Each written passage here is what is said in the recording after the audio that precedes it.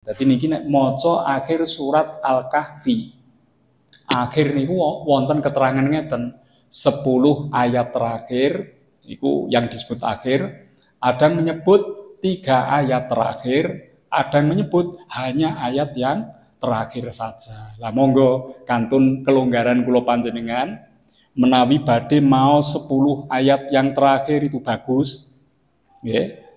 Atau mungkin 3 ayat terakhir ini juga maknanya sangat bagus.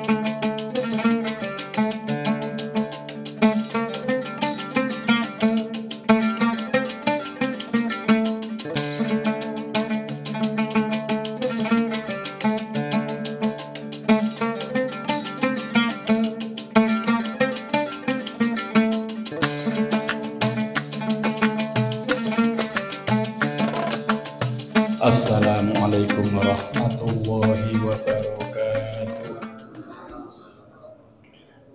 Alhamdulillahirabbil alamin wassalatu wassalamu ala asyrofil anbiya wal mursalin sayyidina wa habibina wa syafi'ina wa qurrati a'yunina wa maulana Muhammadin wa ala alihi wa sahbihi ajma'in.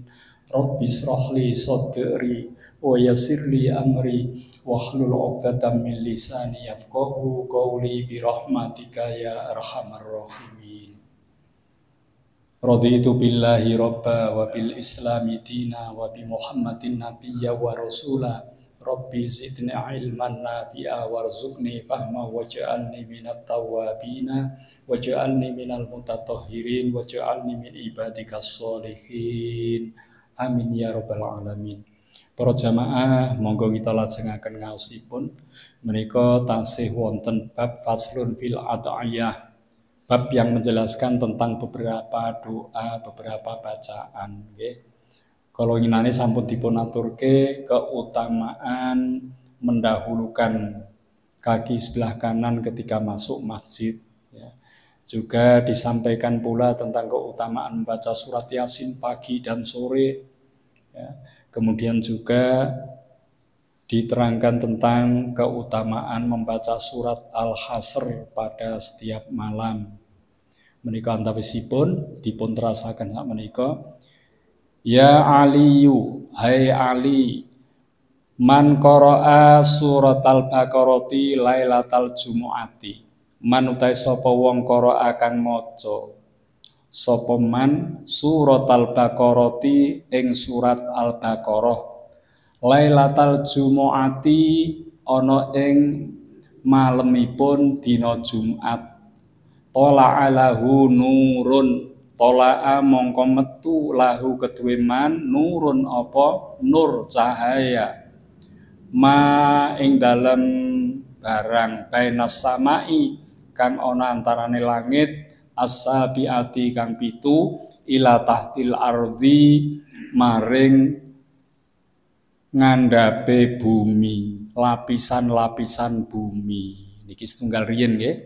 Dados ini dianjurkan kita membaca surat Al-Baqarah malam Jumat. Tapi surat Al-Baqarah itu panjang ya, 286 ayat. Niki lama waktunya. Jika memang longgar waktu bisa mencukupi untuk membaca keseluruhan, ini yang utama. Ya.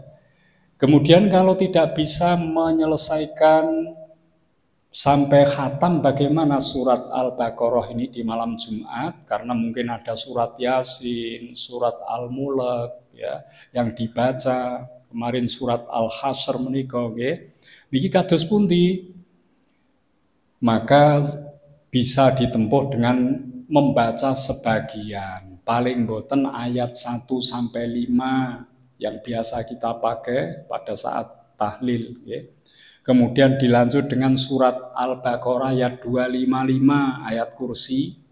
Kemudian 3 ayat terakhir dari surat Al-Baqarah. Niku menawi mboten nyekapi wekdalipun. Tapi menawi longgar wekdal dipun waos sedayanipun ngantos khatam surat Al-Baqarah malam Jumat. Nopo keutamaan fadilahi pun tola alahu nurun bainas sama'i sabiati ila tahtil ardhin. Maka ya dengan membaca surat Al-Baqarah itu akan keluar cahaya, tampak cahaya antara langit yang 7, ya, ini langit di atasnya ada lagi sampai 7, ya, sampai ke lapisan bumi yang paling bawah. Lah niki keterangan makna dari cahaya niku napa? Wonten gangsal nggih. Wonten gangsal pengertian dari maksud akan keluar cahaya ini, ya. Yang pertama diartikan bahwa akan mendapatkan ampunan, ya, ampunan yang besar, ya. Yang kedua, cahaya itu bermakna hidayah. Jadi membaca surat Al-Baqarah karena di dalamnya banyak hal-hal penting, dari bacaan kita itu telah terbuka wawasan kita tentang persoalan pokok dalam surat Al-Baqarah yang akan menjaga keimanan kita, akan menjaga amal-amal soleh kita. Itu disebut dengan cahaya yang besar, ya. Kemudian juga diartikan cahaya ini adalah benar-benar cahaya yang nanti akan dimiliki oleh orang tersebut ketika sudah berada di padang mahsyar. Karena di padang mahsyar ini sampai nanti melintas Shirathul Mustaqim tidak ada cahaya saat itu. Gelap, ya. Karena matahari sudah digulung, tidak ada lagi penerangan. Maka keadaannya gelap. Untuk itu orang-orang yang beriman laki-laki maupun perempuan, terutama yang membaca surat Al-Baqarah di malam Jumat, maka dia akan mendapat penerangan. Dan ini penerangannya kalau disampaikan di sini dari langit yang 7 sampai ke dasar bumi. Artinya benar-benar saat kita berada di sana itu jelas jalannya menuju ke Shirathul Mustaqim, okay? Sehingga tidak menjadi tersesat. Lah niku wonten ingkang maknani kados ngoten. Ya. Kemudian yang dimaksud cahaya itu apa? Yaitu akan diberikan pahala yang besar. Jadi membaca surat Al-Baqarah ini karena keutamaan-keutamaannya, karena pokok-pokok agama ada di situ, maka dia akan mendapatkan pahala yang besar. Jikalau dihitung pahala itu sampai melintas antara langit 7 sampai ke dasar bumi, itu menunjukkan betapa agung besarnya pahala yang dijanjikan Allah. Apapun maknanya, orang yang membaca surah Al-Baqarah akan mendapatkan keutamaan-keutamaan. Lantas ada pertanyaan, kenapa baca surat ini menjadi demikian mulianya? Ternyata kalau dicari dalam surat Al-Baqarah yang mewakilinya, ayat 1-5, ayat 255, terus 3 ayat terakhir, niku kula waos niku ternyata intinya adalah tentang ketauhidan, ya. Tentang ketauhidan, tentang keimanan kepada Allah, kepada kitab Allah, menunaikan sholat, ya. Kemudian sedekah, sedekah, percaya tentang akhirat, ya. Kepercayaan kepada Allah dengan segala sifat-sifat mulianya, ya. Jadi hal-hal yang pokok seperti itu ini akan menjadi modal seseorang untuk membangkitkan amal yang soleh. Nah niki nek tiyang niku imani kiyat, keyakinannya kepada agama itu penuh, maka akan lahirlah perilaku baik. Nah, perilaku baik. Mula kados kala winginane, ya, tabel ingkang dipun damel menika, ya, kepribadian-kepribadian yang diharap untuk dilakukan. Kalau seorang punya iman yang kuat, dorongan yang kuat, kepercayaan yang sempurna, maka hal-hal seperti itu akan terwujud dengan mudah. Lah niki nggih. Dados niki makanya membaca suratul Baqarah menika nggadahi keutamaan ingkang agung, nggih. Maka tempatnya pun setelah suratul Fatihah. Fatihah sebagai pembuka. Setelah dibuka, itulah Al-Baqarah yang tidak pernah diturunkan kepada rasul-rasul sebelumnya. Jadi ini beda, isinya beda. Ya. Nah itu makanya mari paling tidak kalau kita membaca surat Al-Baqarah tadi 1-5 ayat pertama, kemudian 255 ayat kursi, 3 ayat terakhir sudah sering kita baca, mulai lillahi ma fis samawati, kemudian amanar rasul, kemudian yang terakhir napa menika? La yukallifu ya, la yukallifullahu nafsan illa wus'aha menika ingkang terakhir. Paling boten niku, dan itu sudah cukup memberikan penguat kepada hati kita untuk yakin kepada Allah dengan segala kebesarannya. Lah niku nggih, niki setunggal. Waman qara'a surat ad-dukhan, waman lan utai sapa wong qara'a akan maca sapa man surat ad-dukhan, yaitu surat ad-dukhan. Niki surat ad-dukhan itu hanya 59 ayat. Niki teng masjid ngajeng nembe mawon khatam surat ad-dukhan.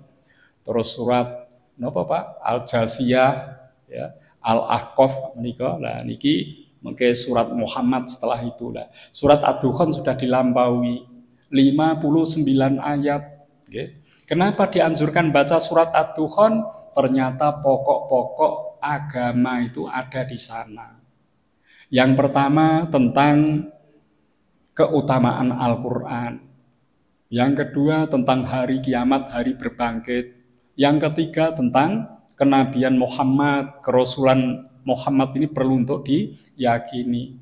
Kemudian yang keempat tentang azab bagi orang yang kafir, serta kenikmatan yang dijanjikan Allah bagi orang-orang mukmin. Lah niki nek pokok-pokokipun kula panjenengan waos teng surat ad-dukhan menika dadosaken kula panjenengan imannya menjadi lebih sempurna, menjadi lebih kuat. Iman yang sempurna dan kuat inilah akan melahirkan ibadah serta akhlak yang mulia. Lah niku mula niki pokok-pokokipun nggih kedah kula panjenengan gadahi pondasi ingkang kiyat kados ngeten menika.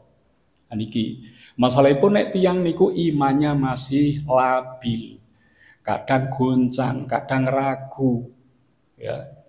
Tentang Allah saja belum yakin, tentang Rasulullah nggak pernah ketemu apa tenan apa ora, ini masih bimbang. Ngeten mereka ibadah tidak akan kokoh berdiri di atasnya, akhlak mulia tidak akan bisa ya, menjadi buah daripada keimanan tersebut. Mila menika kula panjenengan niki harus berusaha bagaimana supaya keyakinan kita ini menjadi mantap dan sempurna kita miliki sehingga membuahkan amal-amal soleh dalam kehidupan. Niki pentingipun nggih. Dados ampun ngantos terus diwaca ayate mboten dipahami maksude. Lha niki rekoso nek kados ngoten.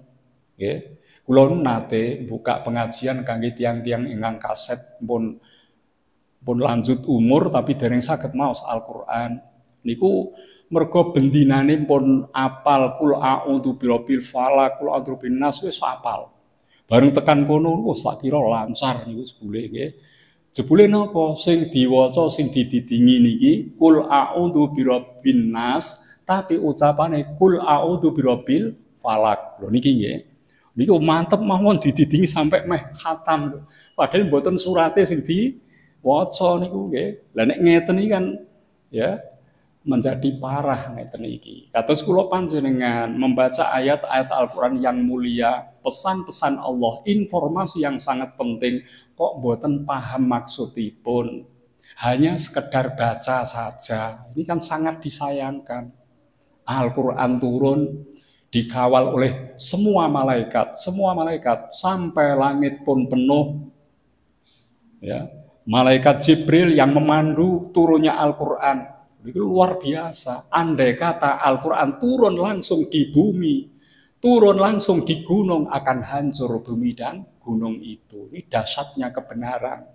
Lah kok kula jenengan maca ayat-ayat yang sangat dianjurkan karena memiliki pesan-pesan yang bagus, kita tidak mau tahu tentang maksudnya ini sangat disayangkan.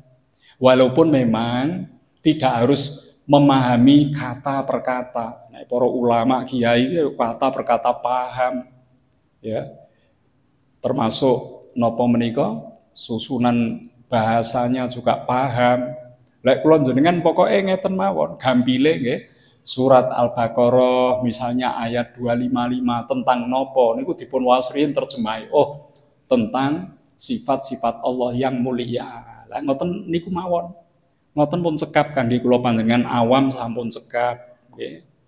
Kados surat Ad-Dukhan iki mboten usah per kata kita pahami. Niku nek saged nggih sae. Menawi mboten saged judule Ad-Dukhan niku yaitu tentang nopo kabut asap. Ya, mendekati hari kiamat nanti akan ada muncul asap seperti itu.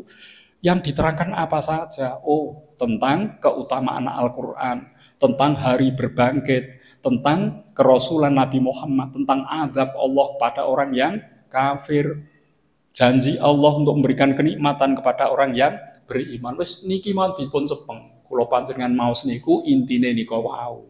Niku pun masuk niku nggih.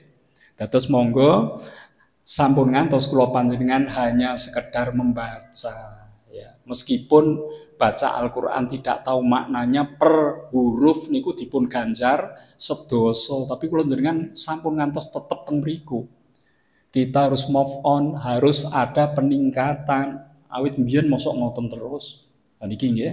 Kados kula jenengan sering yasinan, apa yang ada dalam Yasin kita baca terjemahnya dulu. Coba kita ambil intisarinya.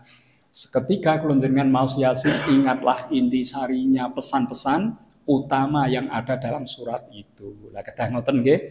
Niki surat Ad-Dukhan.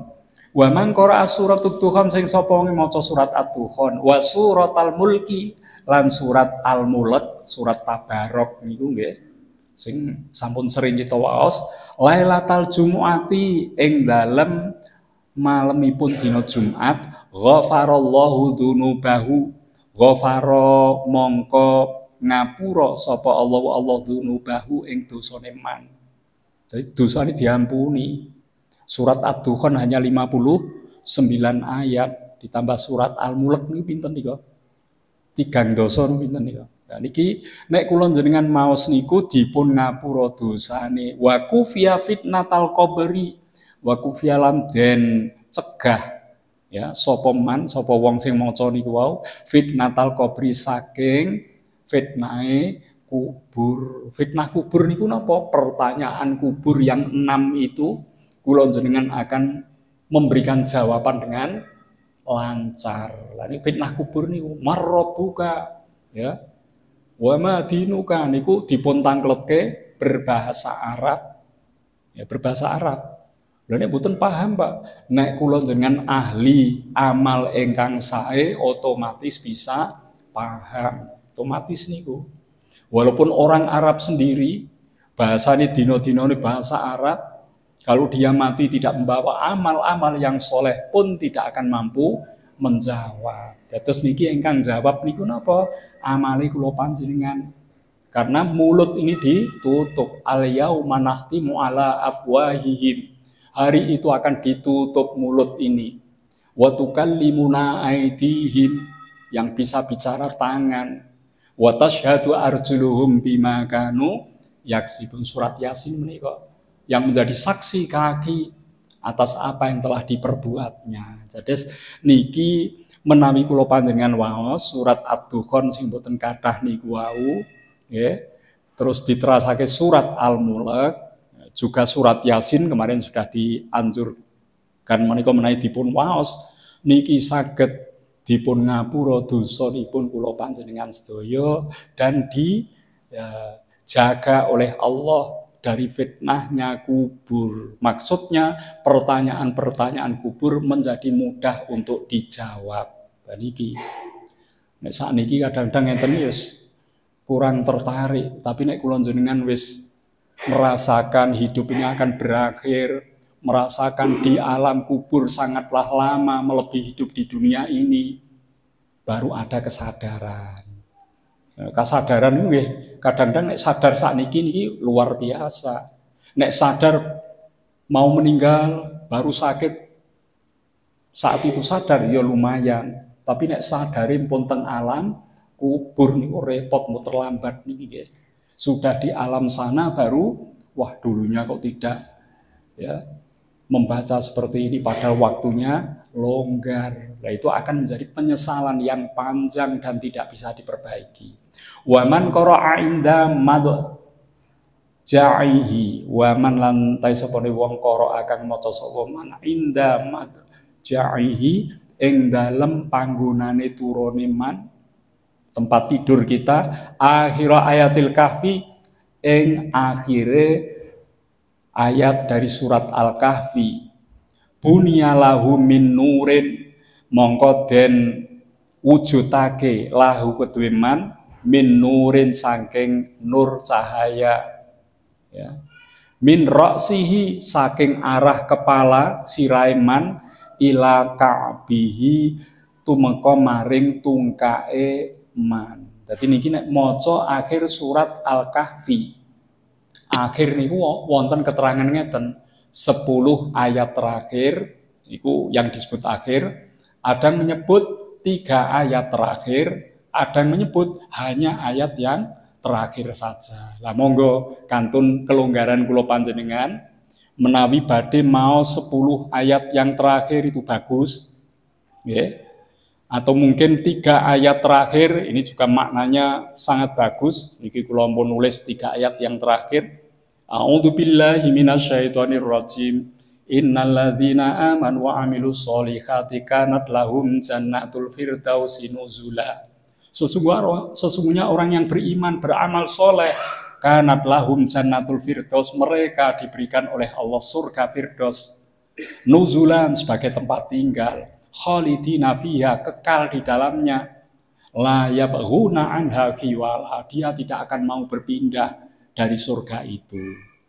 Ya, niki 2 ayat. Ayat terakhir, nek maksud terakhir niki, kul lau kanal bahru midata li kalimati rabbi, katakanlah jikalau lautan itu dijadikan tinta untuk menulis kalam-kalam Allah, lana fidal bahru, laut itu akan lenyap habis airnya, qabla an tanfata kalimatur rabbi, sebelum kalimat Allah menjadi habis untuk ditulis. Walau ji'na bimithlihi madada, meskipun didatangkan berulang kali, niku lautan akan habis. Niki kadang-kadang mikir ngoten enggak, iya tenan ora ilmune terus pira. Niki setunggal mawon. Kula jenengan nulis angka mawon ra usah ilmu liya-liyane. 1, 2, 3 nganggo tinta air laut. Niku mboten saged ngrampungke lho nggih. Angka jenengan wis entek pira? 500 miliar, kono 501, 500 miliar neh. Pinten angka sing paling gede, terusane mboten saged rampung. Itu baru angka, belum ilmu yang lainnya, betapa luasnya ilmu Allah. Mula niki nek kula jenengan maos niki berarti kagum kita, betapa kecilnya kita, betapa ya besarnya Allah dengan segala kekuasaannya. Nek pun ngoten kula jenengan kan terus rumoso asor akhirnya ngelampahi perintahipun Gusti Allah lah niku. Nah, sing paling akhir ayat 110 dari surat Al-Kahfi niki ya, kul innama ana basyarum mislukum, katakanlah bahwa saya itu manusia seperti kamu. Yuha ilayya, yang diberi wahyu oleh Allah kepadaku, ini Rasulullah, annama ilahukum ilahu wahid, bahwasanya Tuhan kamu sekalian adalah hanya Esa. Faman kana yarju liqa rabbi, sing sapa pengen kepanggih Gusti Allah besok wonten ing akhirat, fal ya'mal amalan sholihan, hendaklah beramal yang soleh, wala yusyrik bi ibadatillahi ahad, bi ibadati rabbihi ahada, jangan sampai dia syirik ya kepada Allah yang Esa. Lah niki ayat terakhir dari surat Al-Kahfi. Menawi kula jenengan kok kepepete namung sekedhik wekdal nggih niki mawon. Ayat yang 110 niki sampun nyekapi ing dalem akhiripun surat Al-Kahfi. Niki akan diberikan cahaya dari kepala sampai ke kaki, sampai tungkak. Ini maksudnya apa? Seluruh tubuh kita akan diampuni dosanya. Seluruh tubuh kita akan mendatangkan pahala, seluruh tubuh kita akan memancarkan cahaya, seluruh tubuh kita akan terbimbing mendapatkan hidayah. Dan ini nggih. Tambah malih. Oh, sekedhik malih niki. Wa man qara'a suratat Thariq, wa man lan utai sapa wong qara'a kang maca sapa man surat At-Thariq, inggih menika surat At-Thariq. Ya. Inda marqatihi ing dalem piturune tempat tidurnya, kutibalahu den tulis tiang niku wau ingkang mau surat At-Thariq was sama'i wat Thariq, ya.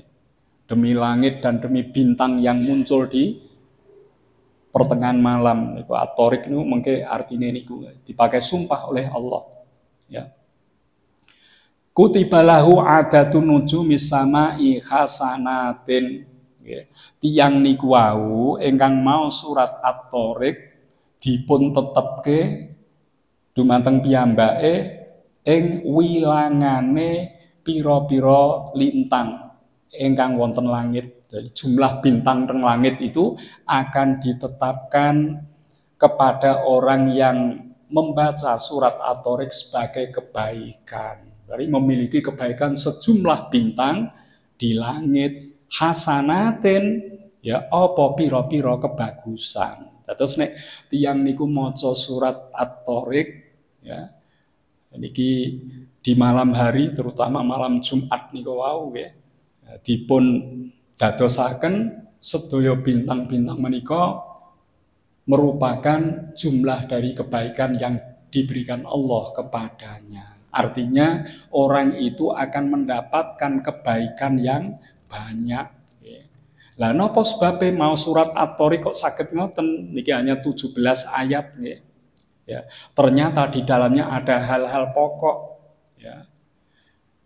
Yang pertama, setiap orang ditunggui oleh malaikat. Lho nek niku kula jenengan kok yakin kita ditunggui malaikat, maka kita tidak akan punya kesempatan untuk berbuat dosa maksiat. Soalnya rumangsa dipun tenggo malaikat. Kados dene teng masjid niki wonten CCTV. Kotak menjadi aman, ya, perilaku menjadi, ya, tertib karena ada CCTV. Nanti kalau buat kotoran di sini, nyongkel kotak amal di sini akan ketahuan. Itu baru CCTV. Nek kula jenengan rumaos di syuting akan diatur gerakan kita, sikap kita, ucapan kita, karena nanti khawatir, ya, akan ditemukan hal-hal yang tidak baik. Lah nek kula jenengan rumangsa dipun dereki malaikat, mana mungkin kita melakukan hal yang buruk. Walaupun dalam kesendirian akan terjaga dari hal-hal yang buruk. Niki isinipun ingkang angka setunggal surat At-Thariq. Lajeng isinipun apa malih? Menika wonten keterangan bahwa yang kedua adalah diterangkan tentang penciptaan manusia, ya. Khuliqa mimma indafik, manusia dicipta Allah dari air mani. Nek kula jenengan kersa mikir sithik mawon, air mani itu tidak ubahnya seperti cairan biasa yang kental saja. Tapi kok iso dadi sosok kados kula jenengan. Bisa melihat, bisa berbicara, mampu mendengar. Ini luar biasa. Ngatasi air dadi kaya ngene. Rek niku disadari kula jenengan mboten saged takabur sombong. Itulah bukti kekuasaan Allah telah menciptakan dari sekedar air menjadi sosok seperti kita. Lah ini luar biasa, ya. Kemudian yang ketiga disampaikan tentang hidup setelah mati, ya, bahwasanya setelah kematian nanti ada hari berbangkit. Disitulah sejatinya kehidupan. Lah kula jenengan kudu siap niku.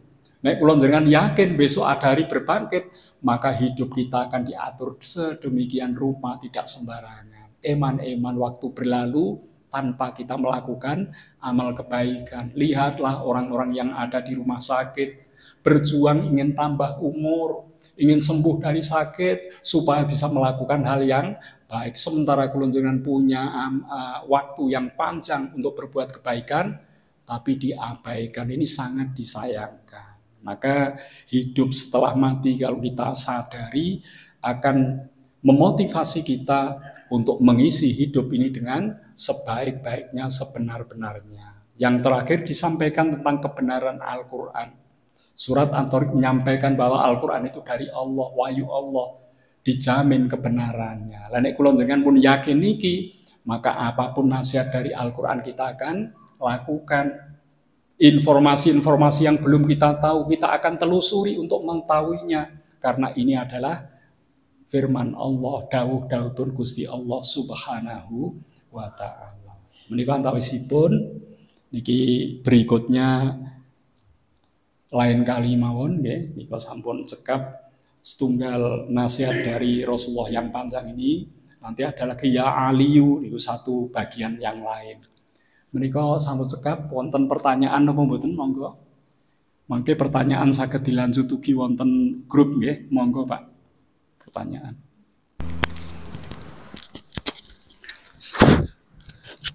Assalamualaikum warahmatullahi wabarakatuh. Waalaikumsalam warahmatullahi wabarakatuh. Tadi menanyakan itu Pak, masalah niku puasa. Nyonya saya kan sakit flek. Harus minum obat rutin tepat waktu. Iya. Biasanya minumnya jam 7 sebelum makan. Lah ini mau istilahnya mau puasa. Itu solusinya gimana, Pak? Iya. Sampun nggih. Nggih. Seorang perempuan yang flek, yaitu keluar bercak-bercak darah yang tidak sempurna atau kekuning-kuningan, ini sebagai pertanda menstruasi, ini ada pembahasan dalam fikih. Apabila wanita itu sudah melebihi dari 15 hari 15 malam menurut Imam Asy-Syafi'i, maka flek-flek itu dianggap sesuatu penyakit. Ya, istilahnya kalau itu haid digolongkan istihadhah, penyakit. Ya. Oh, paru-paru, paru flek. Mboten napa-napa nek poso niku. Oh, minumnya nggih nggih nggih. Nggih. Minumnya tadi waktu napa, Pak? Oh, nggih. Jam 7 pagi sama sore? Oh, nggih. Nggih ngeten. Ya. Sebentar niku sakderenge kula jawab, dika kula teruske supados ibu-ibu yang mendekati puasa ini bisa memahami. Dados menawi flek kados menstruasi selagi itu melebihi dari 15 hari, maka berpuasalah seperti biasa. Dados mboten wonten alangan kangge alasan karena flek. Karena orang-orang yang sedang ikut KB biasanya mengalami hal itu. Iku setunggal nggih kersane wis kadung dijawab niku wau. Ingkang nomor kalih, menawi ada keharusan obat itu harus diminum pada jam 7, tidak boleh kurang, tidak boleh lebih misalnya dokter. Dan ini menurut analisis dokter adalah sebuah keharusan. Kalau sampai sebelumnya atau setelahnya akan berakibat buruk, maka sementara puasa tidak dilakukan. Karena memang ini merupakan satu anjuran dokter yang tidak boleh diganggu gugat, ya. Karena dia memberikan jam itu sudah ada studi sebelumnya, maka itu harus, dan puasa tidak boleh walaupun sekedar hanya pil untuk diminum saat itu. Maka puasa tidak dilakukan alias hutang puasa di bulan Ramadan. Tapi kalau dokter memberikan kelonggaran, panjenengan konsul pada dokter, Pak dokter, ini bulan puasa, apakah istri saya bisa meminumnya pada saat berbuka akhir misalnya, sahur akhir misalnya. Oh, betul napa-napa. Nah, semacam ini berarti keringanan. Bisa diminum itu kalau dia kuat melakukannya, flek paru-paru ini kuat melakukannya, maka puasa tetap wajib dilakukan. Tapi kalau badannya lemah, tidak kuat melaksanakan puasa, maka nanti ini karena sakit, ya digantilah pada bulan-bulan yang sehat nantinya. Makan 6 bulan biasanya. Nggih, mboten napa-napa. Nggih, mboten napa-napa. Memang ada yang bulan puasa yang tahun kemarin Nggih. Mboten napa-napa. Ini belum ada 1 tahun. Andai kata ada 1 tahun terlewati pun karena sakit, mboten masalah. Jadi mboten masalah. 6 bulan memang untuk perawatan flek harus 6 bulan rutin, memang seperti itu ya. Niku nek wonten benjolane teng mriki, biasanya wonten tanda itu. Nah itu kalau sudah lenyap berarti sudah mereda penyakitnya. Flek itu seperti itu, anak-anak kecil sering ya. Berarti setelah 6 bulan dia harus melakukan puasa yang ditinggalkan. Andai kata puasa wingi nggih dereng dibayar, poso itu kan mung 2 bulan, wingi kali sakniki misalnya 2 bulan. Bulan ke-7, 8, 9 sebelum Ramadan berikutnya masih ada waktu. Andai kata pun tidak mampu dan keburu datang Ramadan berikut niku mboten napa-napa. Dipun maklumi karena memang sakit keadaannya. Sakit. Tapi jenengan kudu nyateti. Soalnya napa? Mengke suatu saat kita nggak tahu semua, andai kata ada ketentuan lain, kok tidak bisa nyaur ya, karena ada suatu ketentuan lain lah panjenengan engkang kedah memperhitungkan, yaitu memberikan ya istilahnya ganti 6,75 kilo per harinya ya, 6,75 niku nggih. Niku engkang wonten pembahasan fikih kados ngoten. Ngoten Pak nggih. Ya, mudah-mudahan kita doakan sekalian ini Ibu siapa anak? Siti Maimunah, semoga diberikan kesembuhan dari sakitnya. Al-Fatihah. A'udzubillahi minasyaitonirrajim. Bismillahirrahmanirrahim. Iyyaka na'budu wa iyyaka nasta'in. Ihdinas siratal mustaqim. Siratal ladzina ghairil maghdubi 'alaihim waladdallin. Tasih wonten malih pertanyaan? Niki pun jame dereng Pak Kaji. Monggo Pak, mepet ya, ringkes mohon nggih, monggo. Assalamualaikum warahmatullahi wabarakatuh. Waalaikumsalam. Terkait orang kalau meninggal kan ditalkin menika Pak nggih, ditalkin. Maksudnya apa? Terus kemudian kita kan tidak tahu nanti malaikat itu bentuknya kayak apa ngoten Pak. Apa serem napa kados manungsa ngoten. Nah, supaya si mayit yang ada dalam kubur itu tidak wedi, tidak nredeg, tidak gemetar itu jawabannya supaya tepat ngoten niku Pak. Doa yang orang yang masih hidup, anaknya, keluarga, kerabatnya itu mendoakan supaya si mayit ini tidak gentar gitu loh Pak. Supaya tetek. Nah, niku napa Pak niku Pak? Ngoten Pak. Matur nuwun. Terima kasih. Ini ada pertanyaan, kalau seorang meninggal dunia masuk dalam kuburnya nanti akan ditanya oleh malaikat dengan pertanyaan-pertanyaan. Malaikat ini kita belum kenal, apakah bentuknya mengerikan atau juga malah mengagumkan, takjub. Niku wonten keterangan hadis ngeten. Menawi tiang menika sampun dikuburke ditinggal 7 langkah, maka datanglah malaikat untuk menjumpainya. Ya. Malaikat Tuhan bertanya kepada orang itu, mulane talqin dianjurkan. Jane lakinu mautakum biqauli la ilaha illallah faman kana akhiru kalamihi la ilaha illallah dakhala jannah. Mestinya lakinu mautakum, talqinkan, ajari orang yang mau mati, sebetulnya itu ya. Tapi ada riwayat lain, orang yang telah mati perlu untuk didoakan karena setelah dikubur Rasulullah pesan, doakan kawanmu karena dia akan menghadapi persoalan yang besar. Itu Rasulullah pesan gitu. Berarti talqin ini harus dilakukan saat penguburan selesai. Apakah bisa dengar orang kelompok sana bilang begitu? Wong wis mati kok dikandani. Apa bisa dengar? Ternyata ada hadis kalau jenazah yang dikubur itu ditinggalkan oleh yang menguburkan, mengantarkannya, dia mendengar suara trompahnya. Sampai celaka aku ini ditinggal di tempat sendirian. Saya dengar trompah sandalnya menjauh dari tempatku ini. Ya, niku seperti itu. Maka talqin itu tetap didengar oleh mereka. Alasan malih kok saged didengar? Kula jenengan ziarah kubur, assalamualaikum ya ahlal kubur. Kenapa harus kita suarakan salam? Apakah dia dengar sudah mati bertahun-tahun? Mendengar. Nah, niku nggih dados niku alasanipun lajeng malaikat ini menyesuaikan amal. Jika amal orang itu baik, maka malaikat itu akan datang tidak menakutkan. Bahkan dia merupakan sosok yang sangat indah menawan. Ya. Man anta lam ara fid dunya ajmala minka. Saya tidak pernah tahu sosok yang indah seperti kamu. Siapa kamu ini? Saya adalah amal-amal baikmu selama hidup, siap menemani, memberikan pertolongan kepadamu sampai datangnya hari kiamat. Tapi nek wonge sing elek amale datang itu makhluk mengerikan.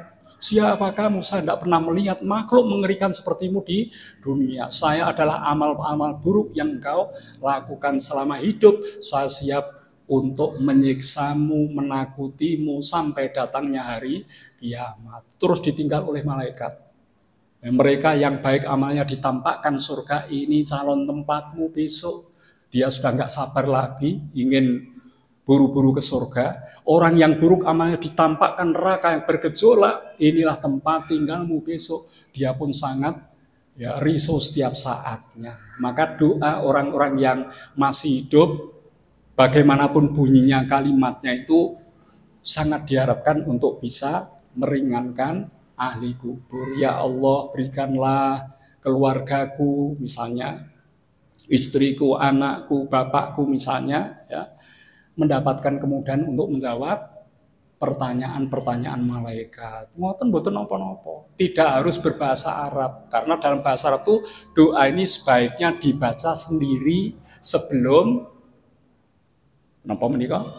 Sebelum tahiyat akhir menika nggih. Allahumma inni a'udzubika min adzabi jahannam wa min adzabil qabri, ya, wa min fitnatil mahya wal mati wa min syarri fitnatil masiihid Dajjal. Itu termasuk include di dalamnya supaya kula jenengan mudah diberi kesempatan menjawab pertanyaan-pertanyaan malaikat. Ngoten singkatipun nggih, mekaten bilih wonten kirang nyuwun pangapunten, subhanakallahumma bihamdika asyhadu an la ilaha illa anta astaghfiruka wa atubu ilaik. Wallahul muwaffiq ila aqwamit thoriq. Wassalamu alaikum warahmatullahi wabarakatuh.